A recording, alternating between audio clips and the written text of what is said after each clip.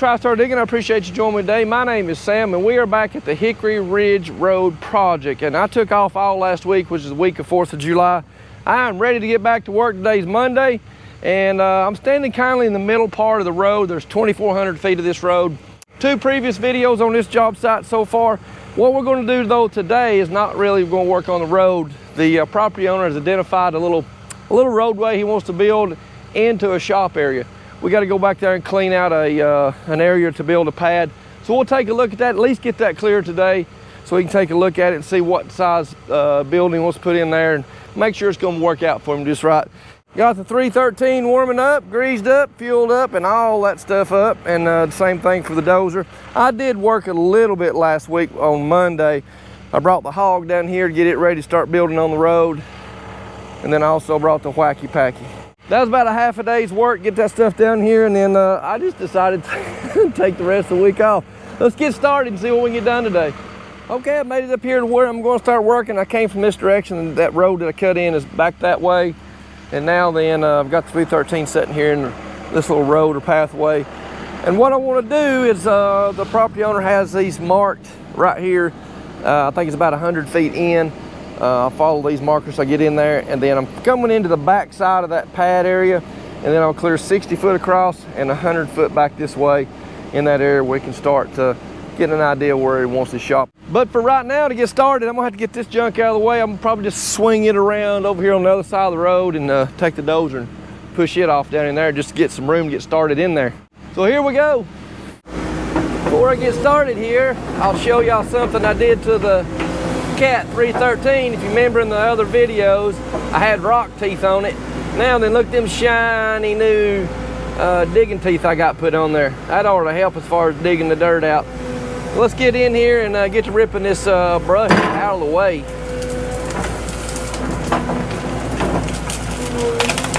There's the first bite right there.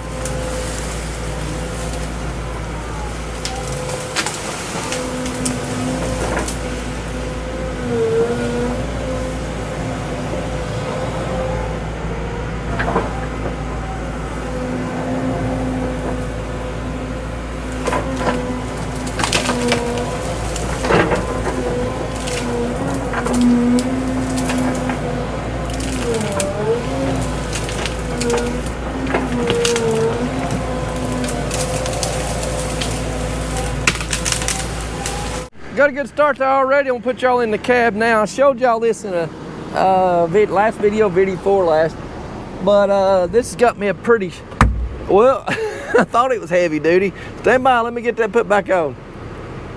Okay, now it's heavy duty. I got this idea from Todd over at Digging Life. This will be the first time we've used this. So I'm gonna get y'all set up in this little tripod deal here and get y'all some good video of this. Now then, let's get back to work.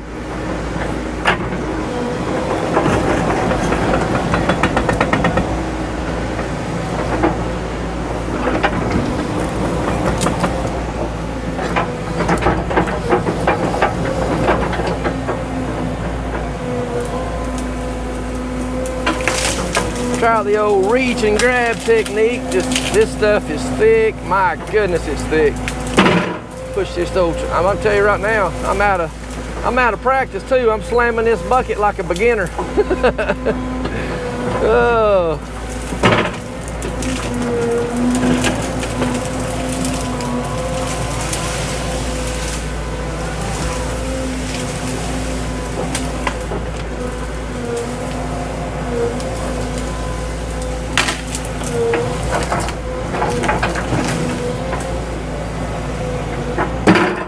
We'll do it again. Stop slamming the bucket.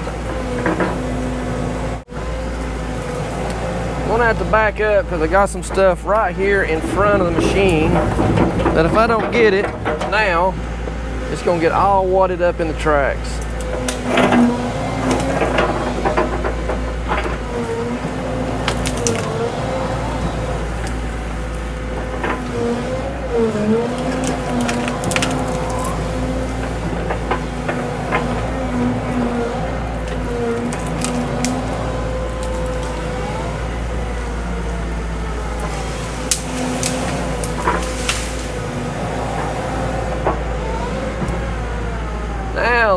climb up in here.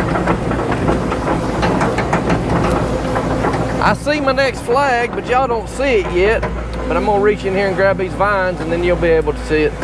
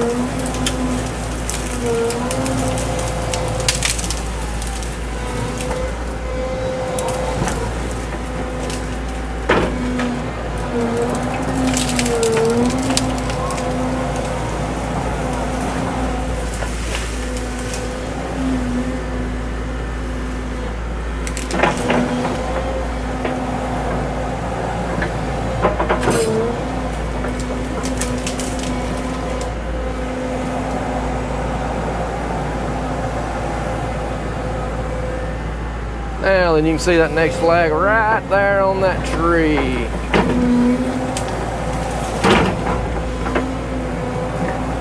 Bye-bye, tree.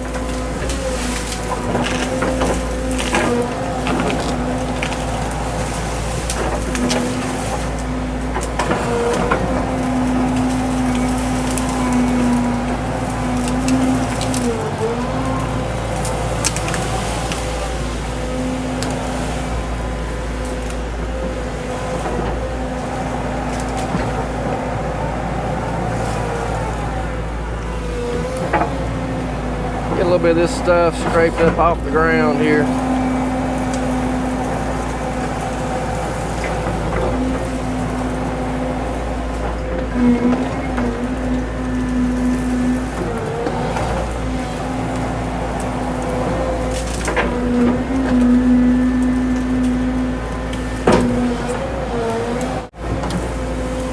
And there's our next flag.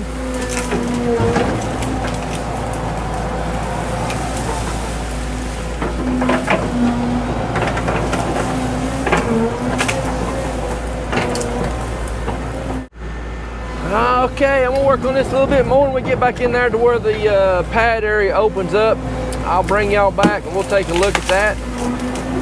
See what we need to do in there.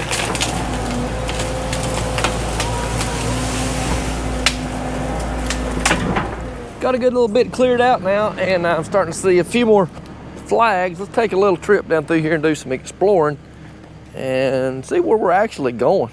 That's probably a good thing. He said when I'd get down here, I'd see 3 flags on each side marking the area where the pad needs to go. Oh, I see that now. Yeah, we are back here to where the pad's actually going to start. There's the first of the 3 flags on the back side of it. Let's take a little bit more walk down in here and see what else we can find. But anyway, we'll cut down in here, and there's a few big trees in here I'm going to have to get out of the way. I don't know if that made sense. We're going to see what happens anyway.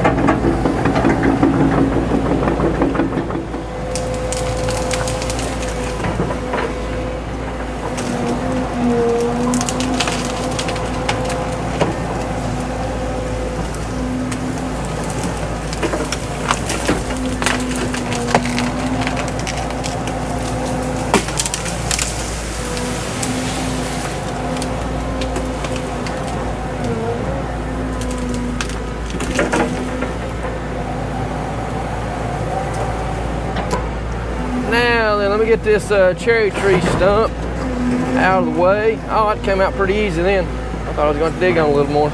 Guess I got it broke loose more than I thought.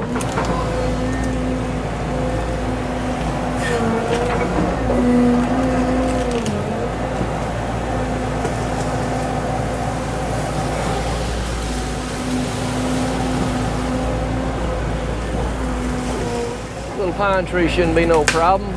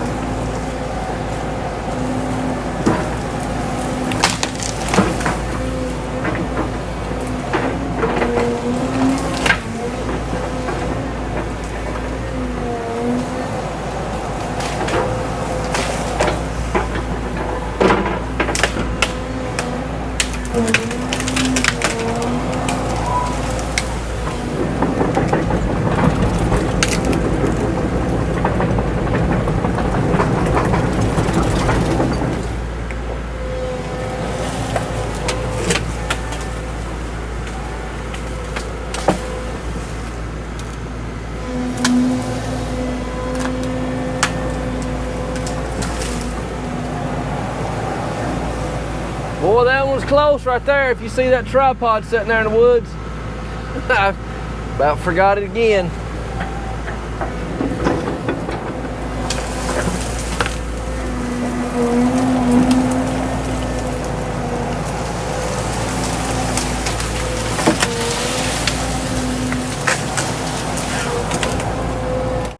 Now then, let's go see what we can find. Now I gotta find those markings in the back, kind of give me an idea where I am. You know, one thing, I walked through about 1,000 spider webs so far. Let's see. Okay, I see the pink markers back there. That's marking the back side.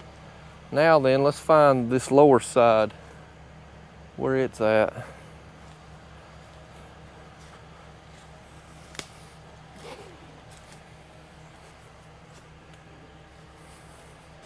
Pretty thick in here, folks. I'm gonna have to look around a little bit, see what I can find. I'll bring you back here in just a minute when I figure out what this is. I got a little glimpse of a flag going down this way, and where I just shut the camera off was right in there, the excavator right up in there. Let's take a look down here at these flags and see what we see.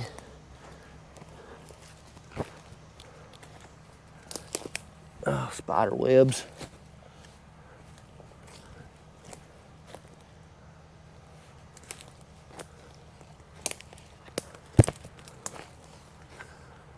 Okay, there's one pink flag right there.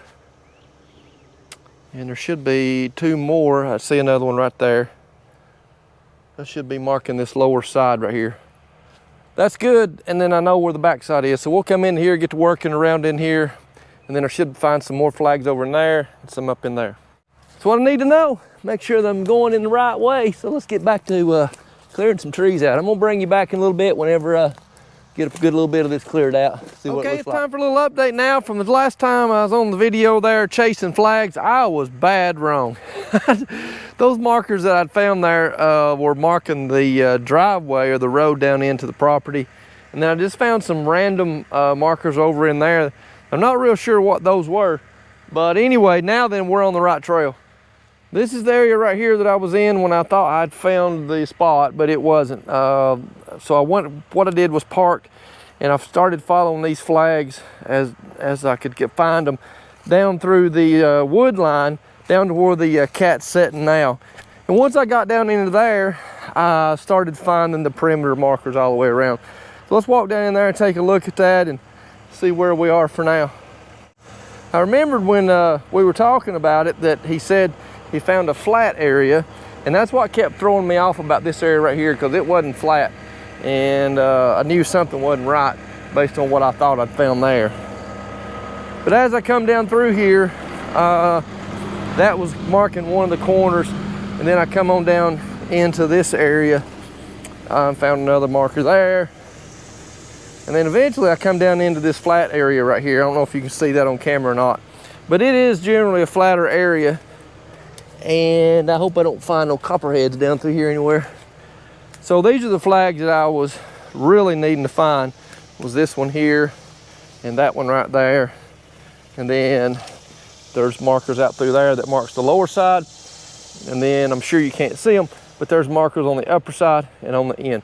This is a nice area right here. He did pick out a really nice spot. It almost looks like it was made for this. So maybe years ago somebody did make a flat spot here. But this looks nice. We're going to find our way in here, start taking out some of these underbrush and trees, some of these bigger trees. And that area up there where I just came from is kind of like a lay down area. We're just kind of dragging stuff up there and putting it out of the way. All right, now then we can make our way down in here and get some business stuff taken care of now.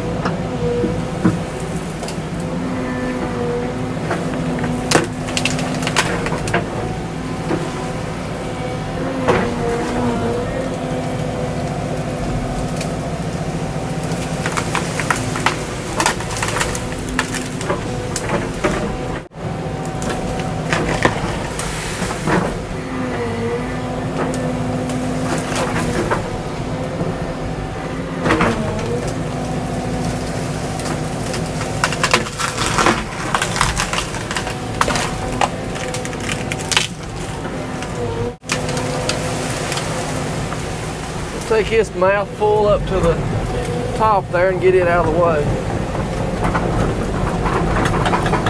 I might actually have to make myself another lay down area down here just so I'm not having to spend so much time tracking up here. This probably will be my last load up here.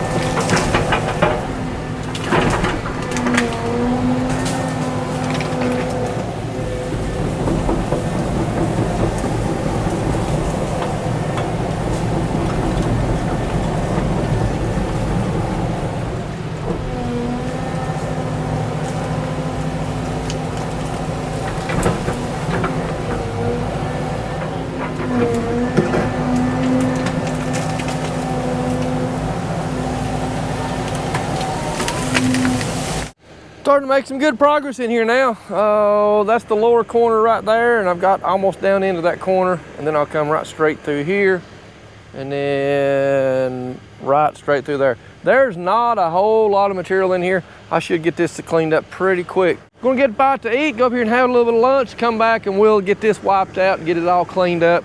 Just to kind of see how it's gonna look as far as putting that pad in here. And then we'll see what else we're gonna do. I am back from lunch and we are ready to get started. We're gonna start this big old poplar tree right here. This is probably, best I can tell from where I'm sitting, is the biggest tree in this little area that I'm clearing out for this pad. We'll get it knocked down and it's gonna let some sunshine in here for sure. Poplar trees generally have a big old canopy on them, provide a lot of good shade. They actually got a huge leaf on them.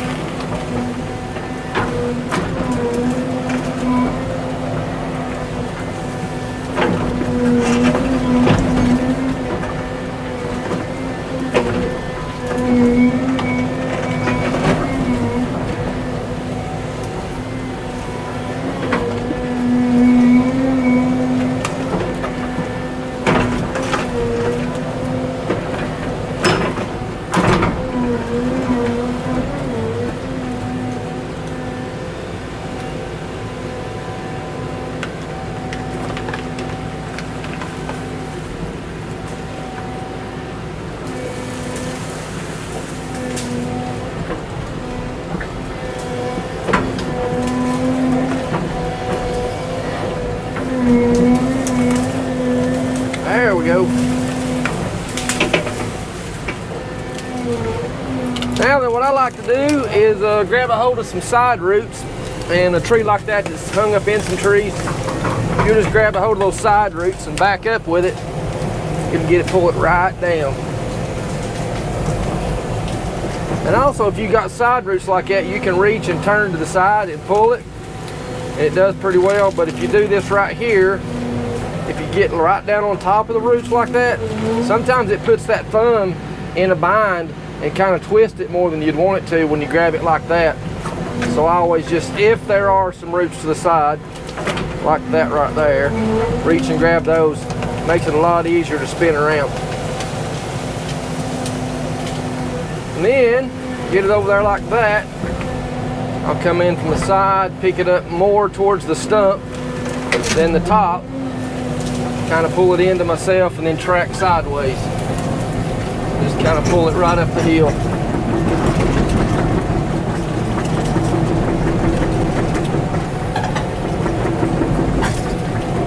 Get it where you want it, and then just throw her out there. I actually need to break some tops out of some of this stuff right here because it's kind of in my way. Like I said, these, no, that's not a poplar, that's a little maple tree right there. Those little maple trees are usually pretty brittle. They'll break pretty well too.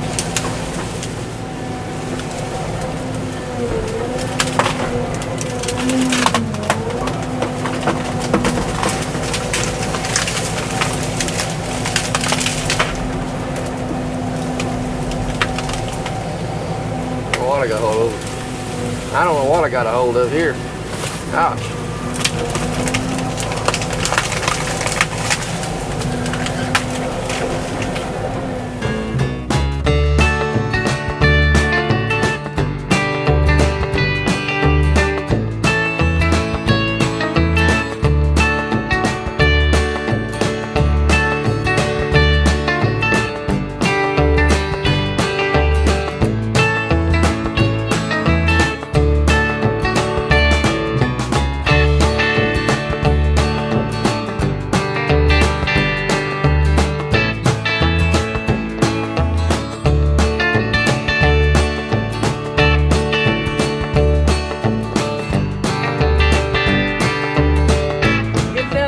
Few trees, and these right here, I wanted to film these because these trees are so close together, and when they're real close together like this and you stump one or you cut the roots around one, get it ready to push, it is very likely and highly possible that that other tree could turn loose. And if you don't cut the roots on that tree as well, so that hopefully it will go with the one you're pushing, that other tree can split and go any way it wants to, and sometimes it could go back on you. You just want to be careful and make sure that you kind of have an idea or a plan what you want to do really before you start pushing. I like a few more cuts on these roots on this farthest tree from y'all, and then I'm ready to push them down.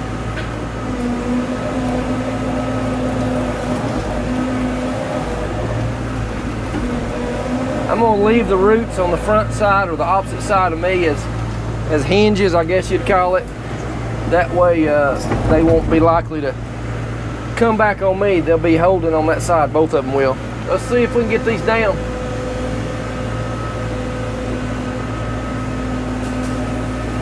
That other one's wanting to go, but it's not going to, so that is good. Go ahead and get it down while we're pushing here. Right over there with the other one. Come on, baby. There you go. Now then, when they're leaning like that, you just reach underneath the stump and pull on them. And generally, unless they're caught really bad between the forks of a tree, they will come right down for you.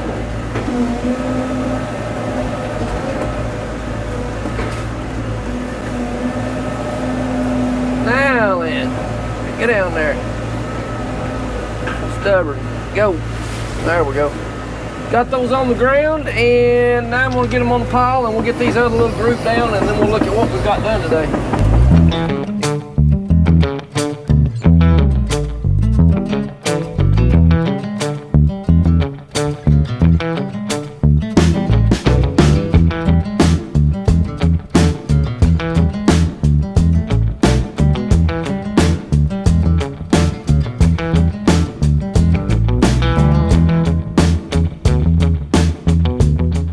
And that's what it looks like after it's been cleared and after I've got everything cleaned up between the flags. There's a flag there, one there, up through that side and over on this side.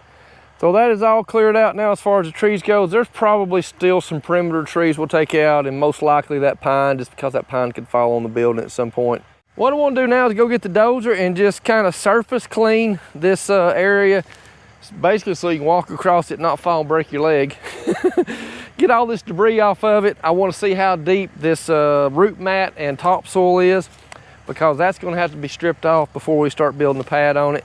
And it'll be cleaner and neater, so we can at least look through it, and it'll get all this slash and stuff off here too and push it up in a pile. I don't know where I'm going to push that to yet. I just don't want it in the way. You know what, wherever I put it, it's probably going to be in the way anyway. All right, let me go get the dozer, bring it back, and we'll get this taken care of.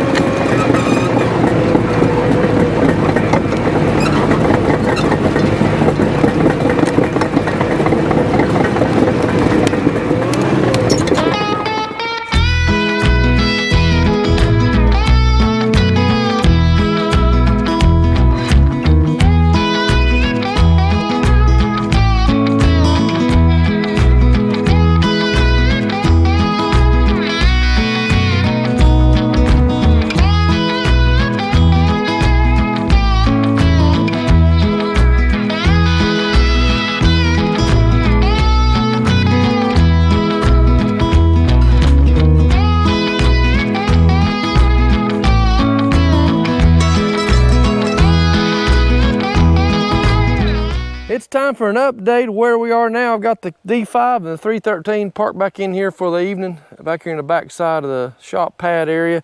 And now that I've got all this kind of rough graded in to where I got all the loose material off of it and what little bit of root mat I could scratch up.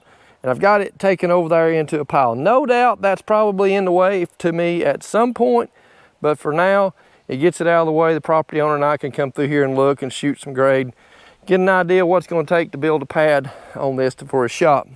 Also, I'm sure there's probably some more trees I need to take out, but this is a good day's work to get this in here, and it's looking pretty good. We'll take a look at the driveway as we go out. Here's the driveway as it comes in, and there's the look of the spoil piles as it is, and then a backside view of the pad looking down in there where the machines are.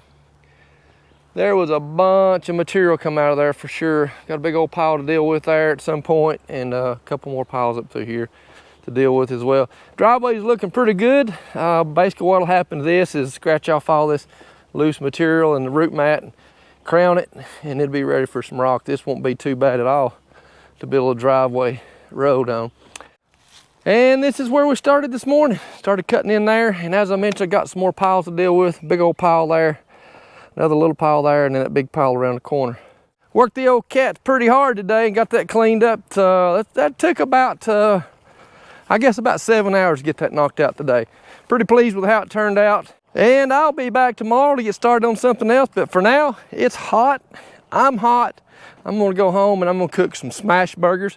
If you've never had a smash burger on a flat iron griddle, you're missing it. Cook yourself up a smash burger. I'm gonna see you tomorrow. All right, well, I hope you enjoyed that video, and I made it home and I got those smash burgers cooked, and they were, let me give them 2 thumbs up. That's 2 thumbs up for the smash burgers.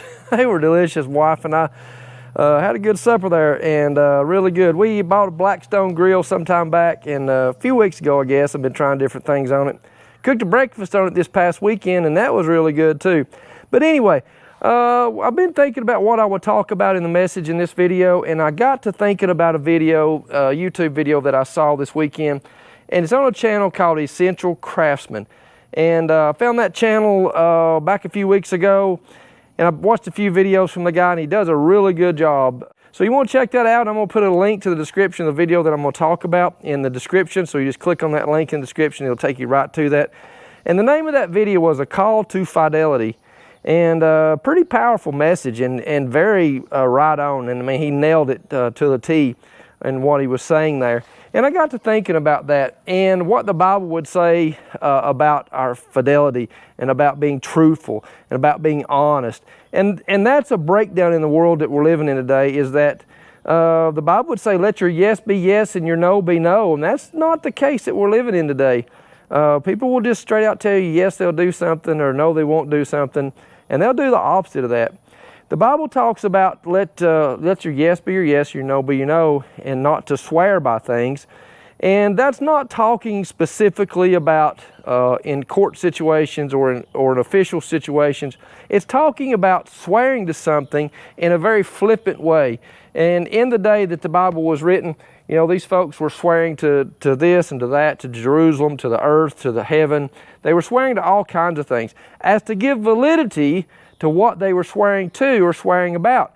And most oftentimes in the world we're living in today, when somebody begins to tell you that, well, I'll swear by this or swear by that, flippantly saying that, they're pretty much telling a non-truth, a lie, because they're trying to give validity to what they're saying by swearing by something else. The Bible is very specific in what it says there in Matthew chapter 5, verse 35. Let me read that and we'll talk a little bit about it.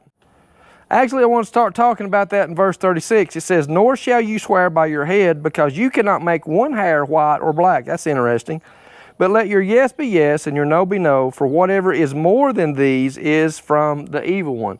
That's talking about very flippantly, and as I just mentioned, very flippantly and casually swearing by something else. And I've heard people swear by all kinds of things in this world and in this life. And like I said, it's generally a lie, because they're trying to give it proof or validity by something else. We are in a world today where a man's handshake just isn't what it used to be. I remember growing up with my grandfather, my papa, when he shook a man's hand, there wasn't any need for a signature or any kind of contract, because it was going to be done. That's just the time that they were living in. You know, a lot of times people say in the messages in a church service, whatever it is, they said, the preacher really stepped on my toes today. Well, in this message that I've prepared for this video, I'm stepping on my own toes because there's things in my life in this area that I need to work on. And I need to make a point to let yes be yes and no be no, and be settled with that, and do what I say that I'm going to do. I do try. I try very hard. There are times in my life where I've made mistakes and I've done things that I'm not proud of and shouldn't have done, but I certainly do want to make a difference. So this is my question to you. Can you make a difference in the world around you by being a confident, being truthful, and being truthful about everything that you say and everything that you do? If you say you're going to do something, do you do it? If you say you're not going to do something, do you not do it? So can you change the world around you? I say yes. I say yes, not the world as a whole, but the world around you, the people around you. If they see a difference in you, a difference in me, that there would be such a desire in their life that they would want to live that way too. And I think it is possible to have an influence in the world around us. So let me just encourage you with this. So let your yes be yes and your no be no. And let's live that way. If you haven't come to know Jesus Christ as your Lord and Savior, that's the most important decision you'll ever make in your life, is to trust in Him for the forgiveness of your sins and have eternal life. I hope you've done that today. If you haven't, it's the most important decision you'll ever make in your life. So God bless you. I appreciate you watching.